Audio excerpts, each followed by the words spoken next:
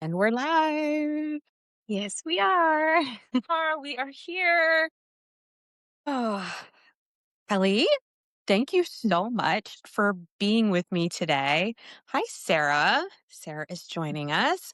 Um, this is Leading Through the Cracks, where we have real stories, whole women, and transformative leadership. So I have these conversations every Monday with a different amazing woman. And this week we have Kelly from Life Between the Systems. And today we're going to get into talking a little bit about um, the power of pivoting and how different aspects of your life change and you need to make shifts and changes. And I think we're going to talk a little bit about how motherhood impacted you in that. I think my hope for people watching is that they feel encouraged, that they're not alone when they're realizing that they're in a situation where uh-oh, it's not working anymore, or things are not aligning anymore, and they have the courage to make whatever shifts and pivots they need to make to align with where they are and where they're going. Yeah. So, Kelly, thank you so much for being here. I would love if you would just start us off first, just telling us a little bit about your Substack, what you write about, who you are, and Yes. So, hi everyone. My name is Kelly, and I am a new mom. First of all, because that's the role that I'm in currently. But for the last 12 years, I was in corporate in a company that I used to consider my life. So, when Substack came into my world, I was supposed to be about speaking about the roles that I had in that company. So more about like productivity, everything that you see productivity people or gurus speak about. So that's how I started my Substack because that's what makes my brain like spark. But somewhere along around the lines, when I started to share notes, I started to speak about anything that was coming to my head. And I think that's what was connecting more. So I said, I think I'm going to have my Substack be about me and about my transition from the hustle of working in corporate for so long, the losing life through it as well, the changes that I had to do to realize who I am, and then leaving it all behind to go into this new chapter of my life that is called motherhood. So it has been quite a lot of changes since 2022 for me, particularly since maybe 2020, as it has been for a lot of people due to the lovely circumstances that we were all in. But I consider a lot of those changes crucial to who I am now and to what I'm building also for my future. yeah. Yeah, and I love that because when I don't know exactly when you came to, Substack, but I know that I saw you immediately when I came on, and I Yeah. was just so resonated with me, the notes that you were writing, and I was Yeah. like, "Oh, I have to talk to her. I have to have her on and talk about this," because the idea of having to make changes and pivot Mhm. and really just change what you're doing so that things align is something that I'm very familiar with. And as you Yeah. said, you changed kind of what you were talking about on your Substack. I've changed my Substack like 3 times. Yeah. And I could probably still go ahead and change it again. And I think that's why I named it Life in Between the Systems, because Hmm. life is forever changing. You have a system now that works for you, and then sometimes it doesn't. And then Yeah. I just want to share my real life process of just figuring it out as I go. Like, I think I wrote a note about that. It's like I changed like already 5 times the way that I was going to write, and I'm probably gonna do it again. But it's fun. That's the point of it. I'm not doing it for a career. I'm just doing it for exploring my own self and my creativity along the way. I love that. I love that. And the same for me. That's why mine is called Mosaic Life because there's so many pieces of Ye me and like mosaics have so many pieces and Mhm. it just I tried to name it different things before that were capturing only really one facet of me and so Mhm. it just Mosaic Life I feel like I can roll with that no matter what I'm talking about because there's many pieces of me, you know? Exactly. Yeah. Yeah. So, Kelly, one of the things that when I first connected with you that I really was impacted by was you wrote a piece where you talked about um when you realized that you needed to make a shift because your voice wasn't being heard or wasn't being valued where you were. Could you just share a little bit about that and the feelings that you had and then what you did to shift out of that? So essentially, I started in that company as an intern, and based on that, it was in a new country as well. So I left my island of Saint Martin. I'm from the Caribbean. I left there at 18 to study medicine, actually, and then within 3 months, it turned out that it was in my path. And then I entered into business, and within 6 months, I had to do an internship, and that was the company that I was in for 12 years. Ah. So I did my study along working with them. So it took longer to study, but because of that, they became family.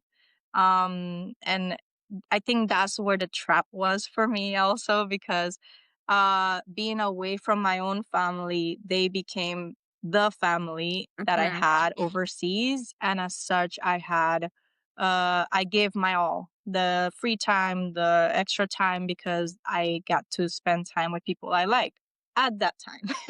When new people came along, then toxicity took over. And unfortunately, for the energy that we had in that company, like that went away. And toxicity is very, how do you call it?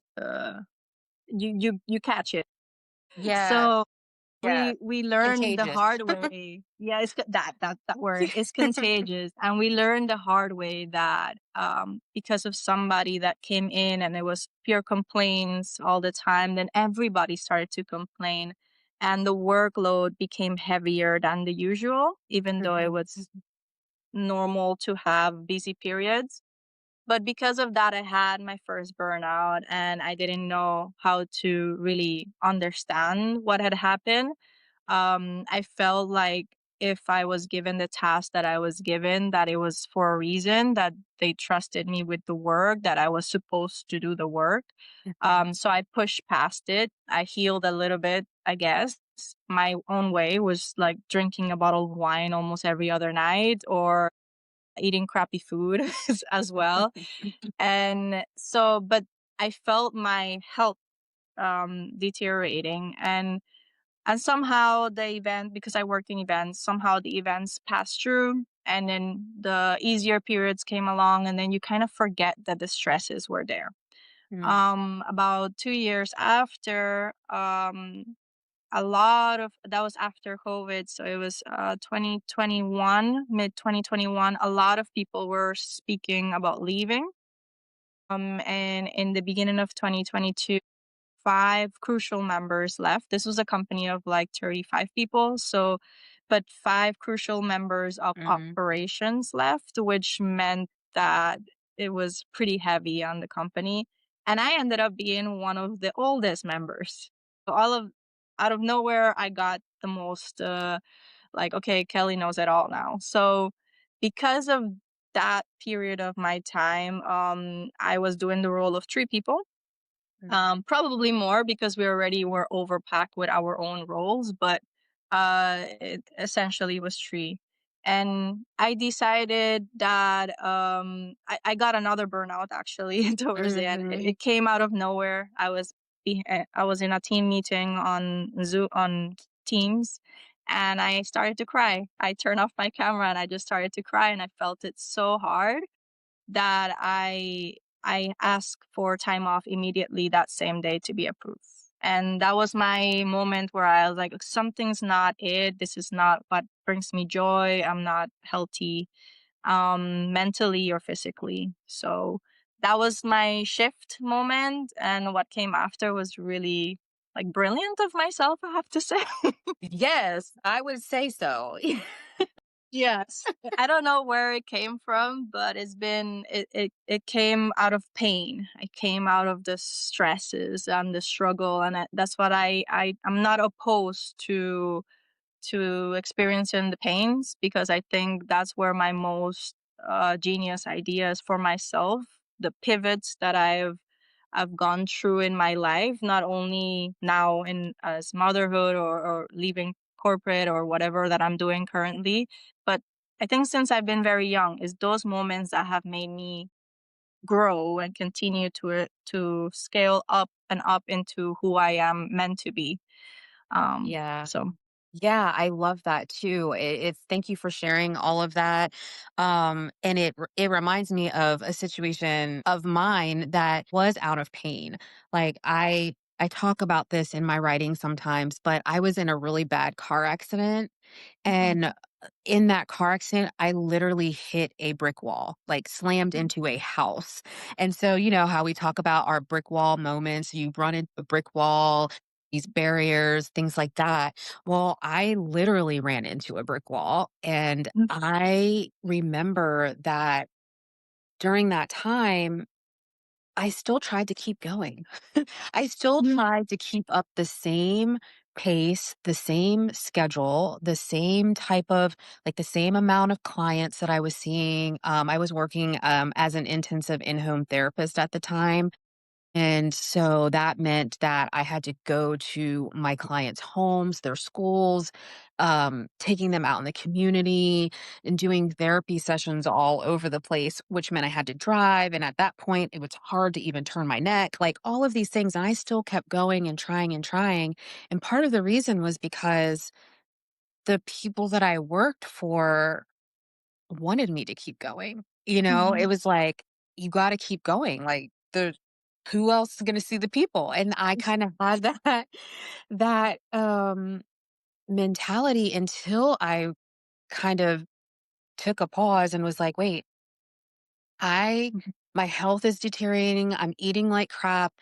All of that was going on before the brick wall, and after the brick wall, I'm in pain and doing all And these you things, still having this crazy schedule, in school full time, working full time, trying to keep like trying to act like nothing had changed, mhm, but mhm. everything had changed. And now I had to make a decision whether I was going to keep up really appearances of me being well and having it Yeah, together, you know, having the capacity, or was I gonna honor what was happening in my body and in my mind, to be able to pivot and give myself yeah, what I needed, you know? yeah. I think the reason why I used to push past the points of, my body telling me like, hey, you need to stop, is because when I was younger, because I wanted to be a doctor for so long, I always used to say like, oh, I love having to be like in stressful environments. I think I claimed it at that point Mhm, so much that I've made it part of my being. And I, for example, knew like I wanted to be in the ER. That was what I wanted. It's like, okay, the stress is what's going to give me like that like push. And I think I, for a long time in the company, I was always like, I'm good, this is just part of the moment. And when I just remember one time when I started to cry behind my desk, my boss asked me like, but why you didn't say anything? And I was like, because I thought you needed me to continue. And this is the part, the guilt that I had for a company that is not mine, and for goals that are not mine, and for a mhm, life that is not mine. Like I had guilt for letting them down. And it's even to the point of when I left, I was about to go into maternity leave, and I felt guilty for leaving my colleagues behind mhm. because it was going to be during the most crucial part of the year for the event. So I was about to make this precious bundle of joy, and I was feeling guilty for leaving them behind. And guess what? No one ever called during my maternity leave. So yeah, it's They wasted survived. energy. They made it through. They've made Yeah, it through so far, so yeah, I'm not yeah. received anything yet. That's good, that's good.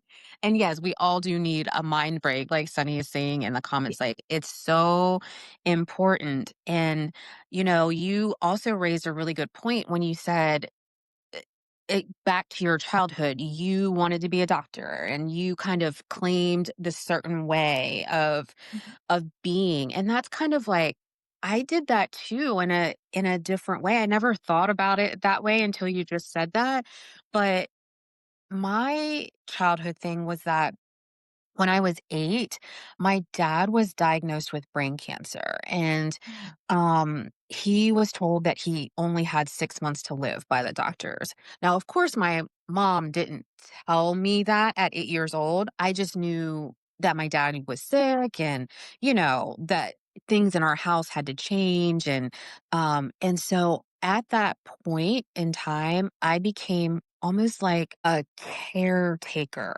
It's almost like I had this watchful eye, like, over my dad, like, nobody could touch him, nobody could Mhm. if my little sister was being loud, I was always, "No, you be quiet," and that was already kind of in me before that happened, but once that happened, it's like it kicked into overdrive, and, I remember, in elementary school, teachers would say to me, like, if a child was being made fun of, or I remember this one little girl, we were doing, how in school sometimes you raise chickens, baby chickens, and Mhm. we're not allowed to touch them when they're at a certain thing. And so she touched one of the chicks, and the chick died. And so Mhm. everyone in the class turned on her like, oh, it's her fault. She did, and she's crying and crying, and she runs out of the classroom, and my teacher says to me, "Nikki," they called me Nikki back then.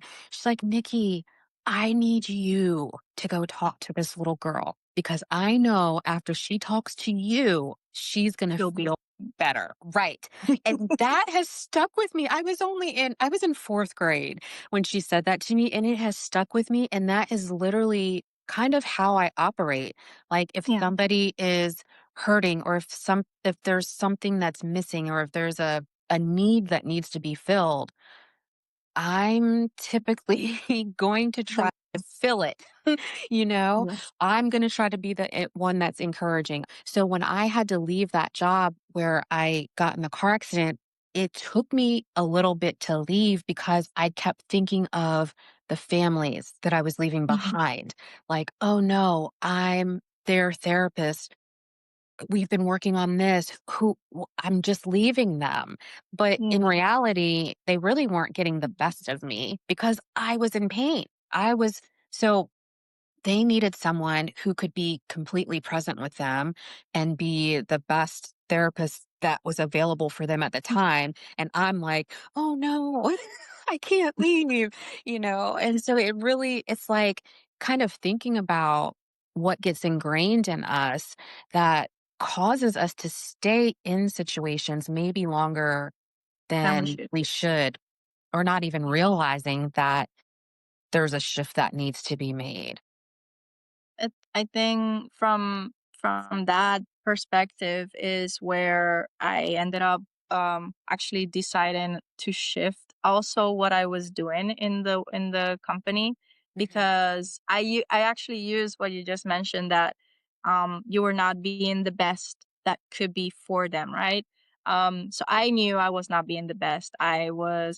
I mean, I would always do the work that I had to, but I was doing the bare minimum because that's all my mind and my body could give at that Yeah. point.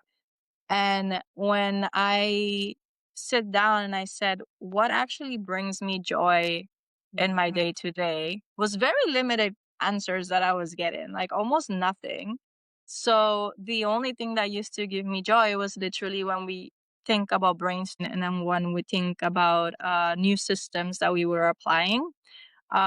That's when my brain was like, oh, we can do this, and like we can optimize this, because we did quite a lot of manual work. And I just decided, I was like, wait, let's use what we currently have and improve everything. And Mhm. I think from there I started to see like, wait, why shouldn't I just take that path instead of staying in a task that is not a role that is not me anymore. And that's what I ended up pitching. I pitched, I have the experience, I have the knowledge for at that time it was 10 years. um Let me use the best of me to improve the company, to improve the internal processes, to make the people inside of the company happier with their roles. Because if we systemize everything, everyone will have a easier, smoother work day. That was my thought process. And of course, that means that the output that comes over to exhibitors, because we dealt with exhibitors, would actually be better. And so that's what I ended up doing. I ended up pitching myself to the directors, and they took me on, and I was surprised till the point. But it's just about knowing what's your genius, what is the thing that drives you, what's the thing that makes you actually joyful, like without having to uproot my entire life. That was what I ended up doing. I just wanted to see, can I just have my day based on what I actually like? Mhm. And so it it took a bit of work, because it's the directors that I had, they still see me as this little girl kind of that just joined the company. But then I had to realize in my head, I was like, I'm 10 years in, I have Yeah. value, I am actually someone that has the knowledge, understands the business, and sees what's the need in the end. So for the last 2 years before I left, I was in a management role. So at least I got out of just being a normal employee, like doing nothing, that actually brought ideas to the company. But yeah, with more responsibility comes more problems. So unfortunately, I also had a new manager that came on board, and he was the total opposite to who my boss was before. And that's the person that made me really crash again. And it's just sad, because I was in my zone of genius, in my zone of like Mhm. spark every day. I was happy to get to work. And then it came to the point that within the month of him joining the company, I was just not happy anymore. Yeah. I So it's usually, you can find your thing that clicks, but it's always down to the people surrounding you and who you have to deal with and respond to, that kind of make you or break you again. Right. And this is why leadership is so important. Like, why, you know, I always say this, like, everyone is a leader in some way because we as women are leading our lives. So Mhm. we have a level of leadership and how we're leading our lives. But then when we get in positions where we are leading other people, like this person who was leading you and kind of shifted the culture of what was happening there, I, I always want to encourage women who get the opportunity to be in those spaces of leadership to really take time to understand what's going on with them. Like, you have to be so self aware to be an effective leader that doesn't crush the people that you're leading, you know? And I feel like we don't talk about it enough. We don't Yeah. talk about what it means to be really a holistic, healthy leader. And I think your story is an example of what can happen when we're not aware of how our actions and what we think is the right thing to do in a situation, how it can impact the people that we're leading. It's so important. So I love that you shared that because I think that is an important thing for us to highlight the importance of healthy, strong leaders who are aware of themselves. Because sometimes it can be like, things that are going on with you internally, like that Yes. person. It could have been Right. things that were going on with that person that allowed them or caused them to behave in the way that they were behaving that was kind of like crushing to the people that were under them. Yeah. And I just That's one of my passions as, I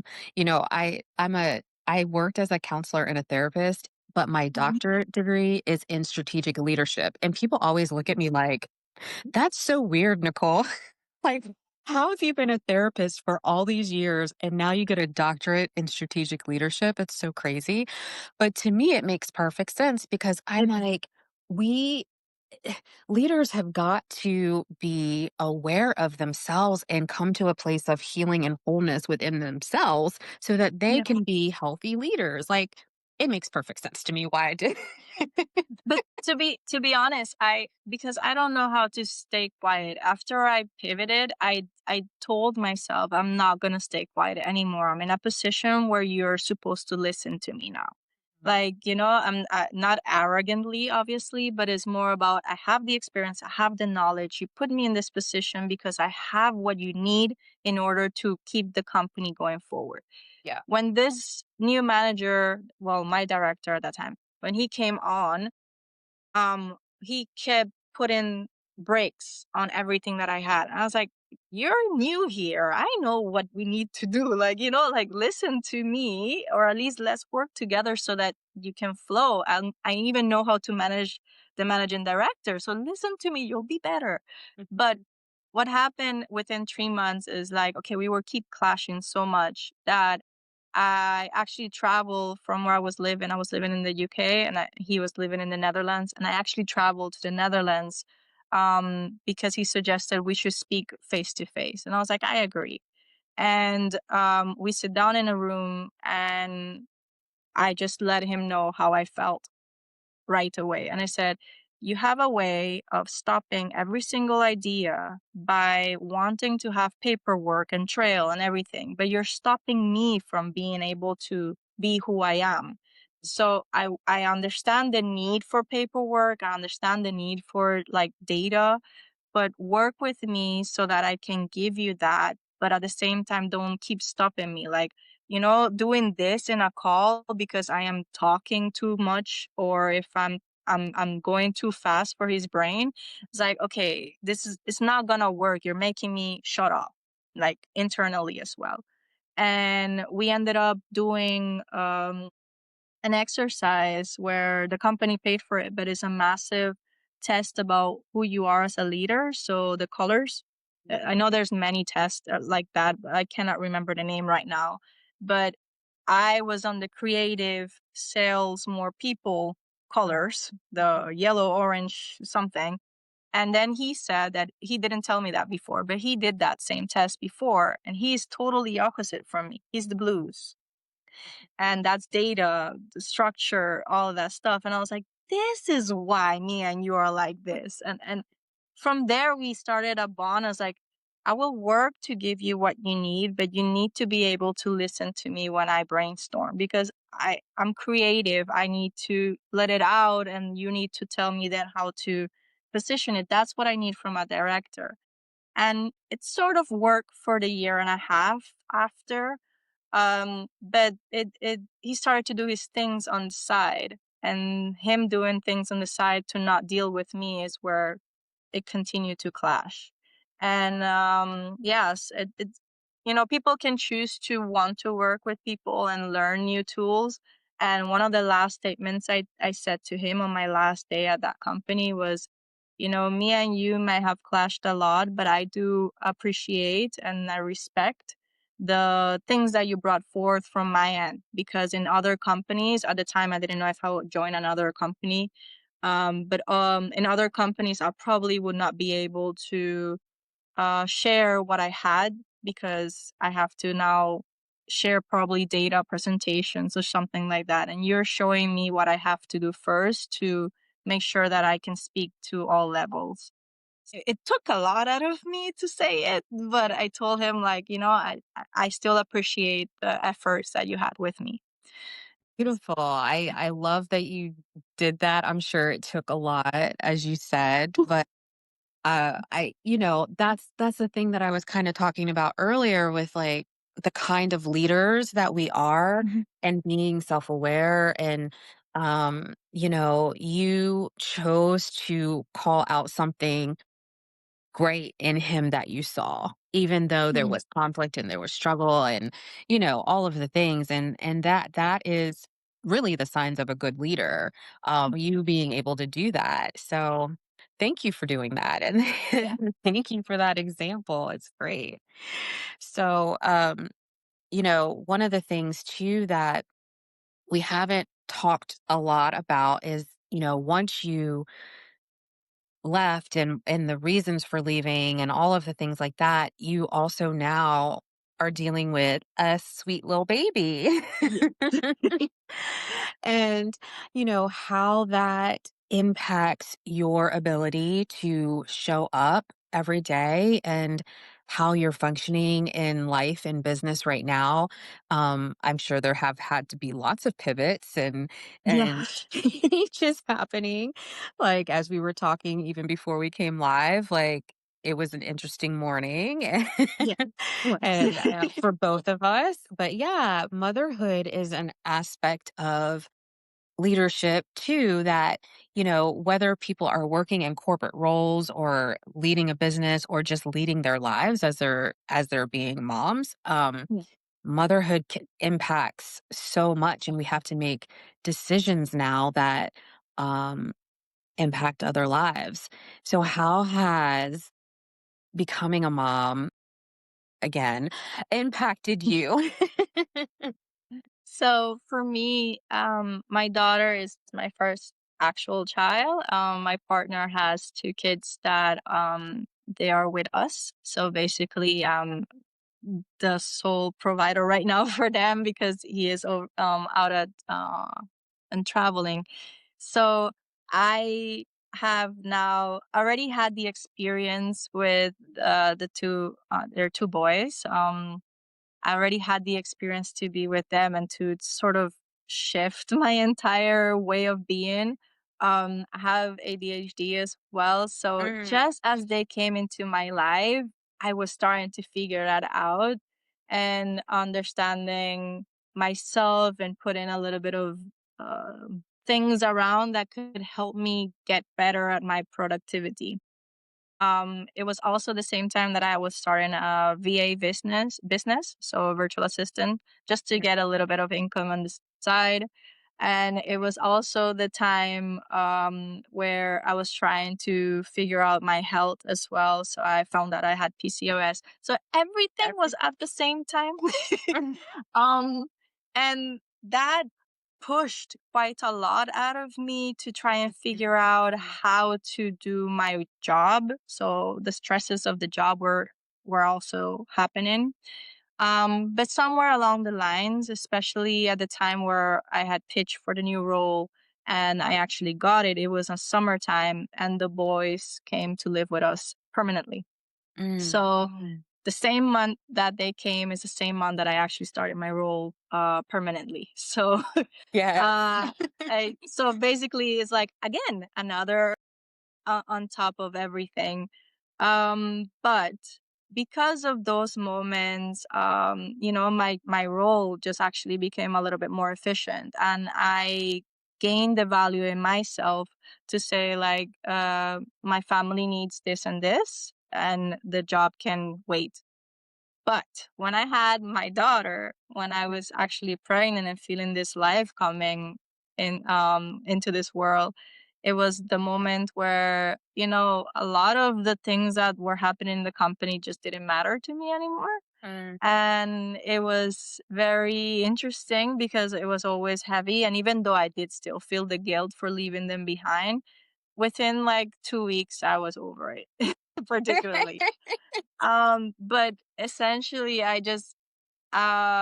I couldn't after giving birth to her and trying to get over the first 3 months, mhm, the first 6 weeks were hard, I have to say. I was crying most of the time because it was like, did I ruin my life? And I'm not afraid to say those statements because the boys were already grown, but now I was trying to build a business and I was not able to have a moment of myself, a moment of like I could see her and I love her and it's not a question of love, but it's a question of my own self, my time, my mind is no longer mine. mhm, And it took 8 months for me to start to feel like myself.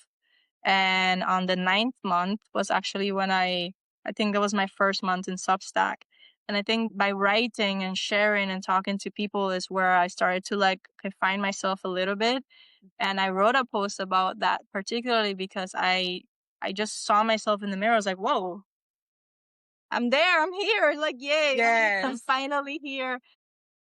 Mm, in regards to career, I just knew that I did not want to be in a corporate setting anymore. I knew that seeing her and sharing the moments that she's having daily, I will find whatever it is in the means of the world behind my computer screen to make sure that I am here with her and that I can see that, and not to give my energy and time to corporate companies that are just about profit and not people, and about their goals, the quarterly goals and everything. And that's it took a very long time to have that thought and to accept the thought and to understand that yes, motherhood killed my career, but in a good way. It established it into the path that I want to take, which is to help women. That this is what I'm building. I haven't told you, sorry, but I'm No. just building something to make sure women are not having to quit. Like just like I did. I found my passion within what I had. So without having to quit the world that you're in, because obviously the job market is manic, it's crazy to try find something again and to restart. It's just about finding the gold in you already. And so again, out of the pain, I'm building something, I'm structuring something with it. And that is because of her. I want to make my daughter proud, and not for cliche moments, but it's just I want her to be a leader herself. I instilled those words while she was still on my belly, and I wanted to make sure that what she has for the future, my mom has always been like that with me, supporting me, and I want to ensure that she sees leadership in herself, if she's able to speak up as well, to be a good communicator of herself, and to find her own joy and gold within herself, and not too late, you know. I love it, Kelly. I love it. You building something to help women do that is so beautiful. And I know women are going to be impacted because like, whenever I read the post that you're referring to, I remember Yeah. reading that post and it's like a stunning post as we kind of walk with you through the transition of seeing yourself. It's amazing. I don't know what it's called to tell people, but it's awesome. I don't remember it neither. I I don't know. literally I write don't and know. forget what I wrote. I know. I'm like, I don't know what it's called. I'm so sorry, but you got to go follow Kelly and check out some of her writing as she writes about how she's going through this process, and it's really a process of discovery of in this new season. And I love it because, one of the things that I am working on right now is I'm doing the pause challenge. I don't know if you've seen me talk about it, but it's called Sip from the Well 10 Days of Pause. And Mhm. so October 1st through October 10th, I'm taking women through this journey of kind of like a resetting of the patterns and the way that you're living out your life every day. It's, intended to be for women who feel very busy and overworked and, have these dreams and visions and goals inside of them that they don't have the energy, the time, the peace to even look at. I think both of us have had that moment of pause where we were like, you know what? I don't want to do this anymore. I want, there's things that I need to do and I need to shift what I'm doing and I need to adjust what's happening. And that's what the challenge is, Mm. for me to kind of help women pause for those 10 days There's and power in that pause. Because every yes, single pivot that I've done in my life, be it career, be it motherhood, be it just personal ways of working with myself and my mind, it's always been when I've had a moment to just be, sit, yes.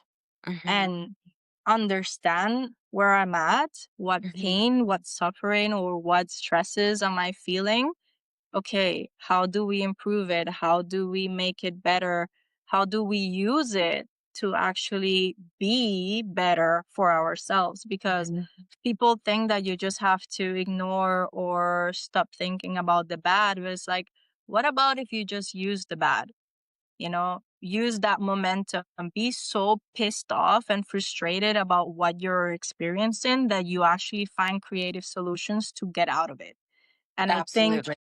every single time I will, like, in the moments of pain and stress, I will always say, I am feeling it, yes, but what can I do with it now to get out of it, to be better, to increase? Maybe it's a different system. I was stressing out of the home that I'm in now because it's 3 floors and I have to clean it up. And I found this little things called NFC tags, is automation tags. And basically you tap them on your phone and it makes something happen. So I'm finding systems for myself to like work with everything. So if the washing machine is running, I just tap it and a timer sets on my phone. And my brain needs reminders, so this is perfect for me. And I just Okay. Okay. I'm like, what? sorry. You see, this is why life in between the systems happen, because my brain is technology systems first, and then is like, how do I integrate life into there? So I'm just trying to find ways to make life easier for myself, be it techie I or not. love it. And I'm like, my mind was, I was listening to you, but my mind was also like spinning, like, wait, did she say she puts a tag here and then she presses this and then she gets an alarm? I'm like, I love it. So I'm like, okay, I might need her to talk about this some more on another day. Anything regarding automations or anything, like I'm the person, like, because I'm starting out, but I've that's was the thing that brought me the spark of joy in my work Yeah. before, and it's something that I'm taking now into my personal life to make it better. So I I'm love just it. I'm just trying. I don't think we should struggle in life. I think we should make the things that are recurring a little bit more easier, that we can actually use the rest of our energy and brain power to the important things that matter then. Absolutely. I am so with you. It's we need ease. Like I'm all Yes, about us having a life of ease and what can we do? What are the exactly. things we can do to create a life of ease? Oh my gosh. Yes. Um I love seeing some of the comments like, there's magic in the stillness and Mm. Lisa was saying that she can relate to everything happening all at once and I just think that it's so important for us to remember that we are not alone and that while our journeys are our journeys and unique and it's important to not compare ourselves to people, it's also helpful to recognize and understand that other people go through similar things, even if Yes. it's not exactly the same. And we can glean so much from hearing other people's stories and sharing our own stories and getting feedback about that. And which is why I love having these conversations every Monday. And I'm so thankful that you took time out of your day to be with me. And Well, that's a um, great conversation. yes, it has been. I've loved it so much. And I'm so serious. You're probably going to get a message from me like, can you come back and talk about automation one Anytime. day? How we can ease, Anytime. how the ladies can bring more ease to their life. We've got to talk about that. But as we kind of start to bring the conversation down a little bit, I wonder if you have any parting message or words, advice, comments that you would want to give to a woman who is feeling stuck and feeling like just like the weight of everything that, whether it's work or family, just weightiness. I think it's crucial to understand when career and personal has to, you're living two roles. That's not your identity. And it took a long time to say my identity was not my job. So Mm, number one is try to detach from identifying yourself from the careers that you have. You do something for people, but that's not who you are. mm, And I think finding what makes you shine, what makes you like vibrate in energy every single day. That's what you need to hone in and to um, take a little bit more attention to. Because the moment that you look at that piece, I promise everything else around you sort of aligns to join into that energy. So Mhm. that means that if you're finding what actually brings you joy as a person, then your career will also match that energy, because then you're going to start saying no to things that don't align to what you like. Yes. Mhm. Then you're Uh-oh. going to so oh, did you hear me? um You froze a little oh bit.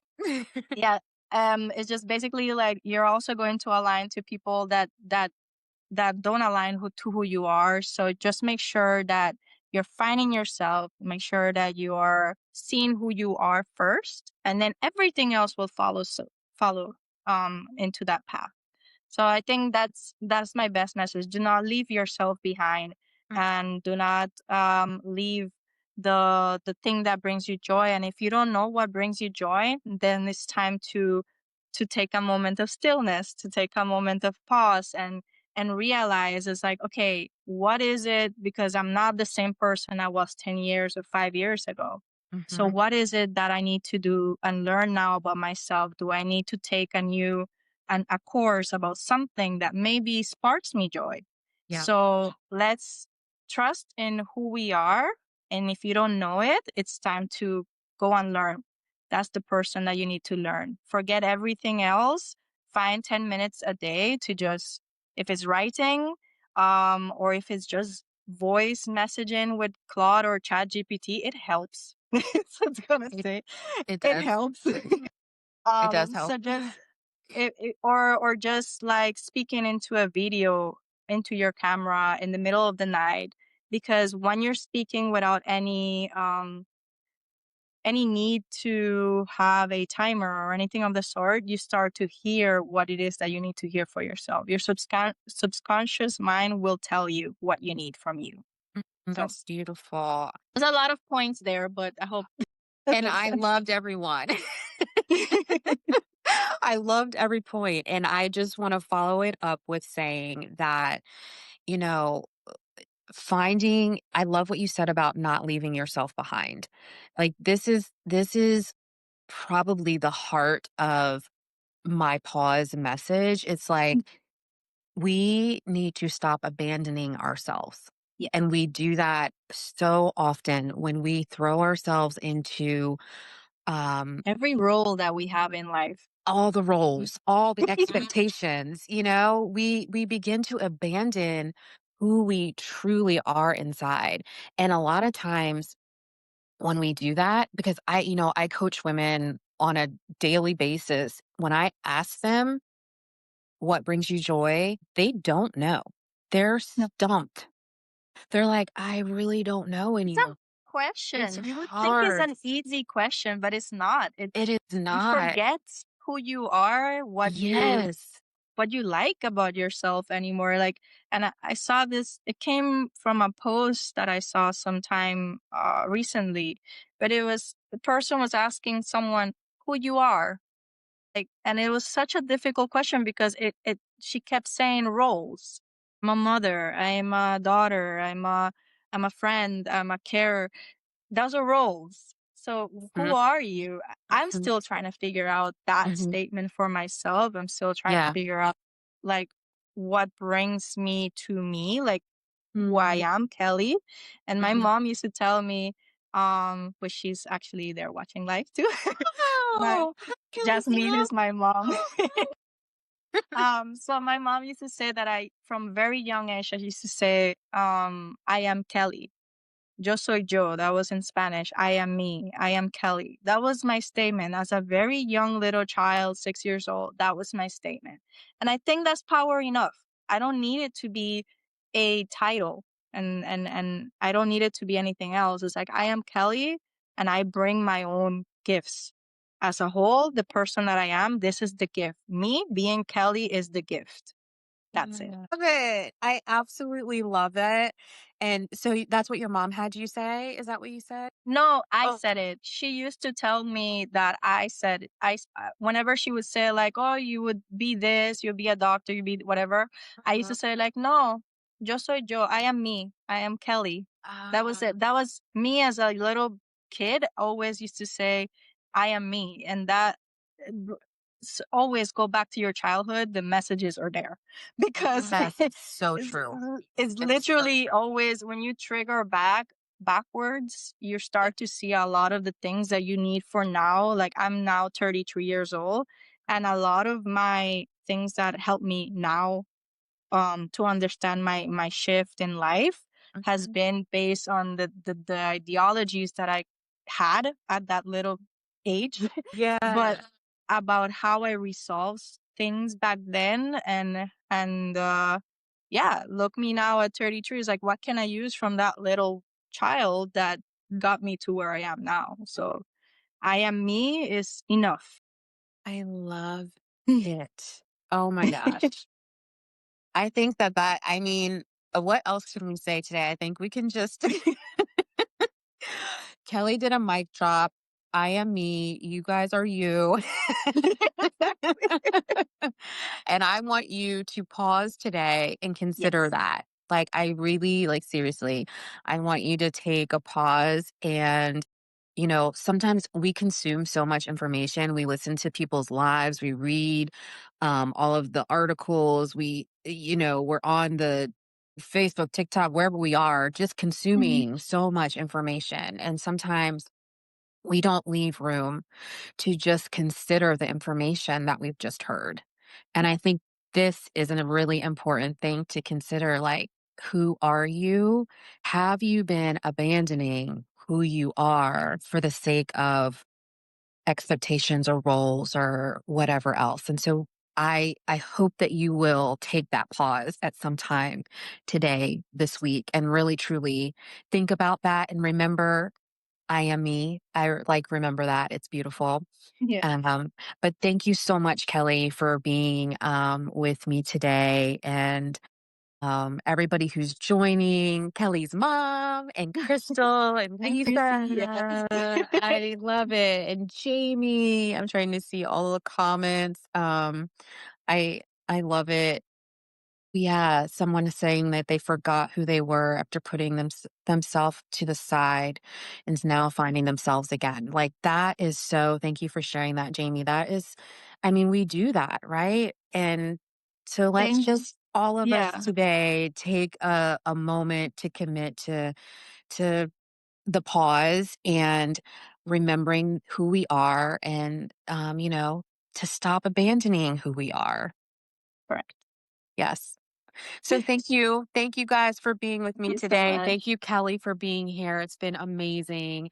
And Yes. I will see whoever is here with me next Monday. We're here every Monday right around this time having a conversation with another amazing, powerful woman to speak into the lives of women on Leading Through the Cracks. So thanks, guys. See you next time.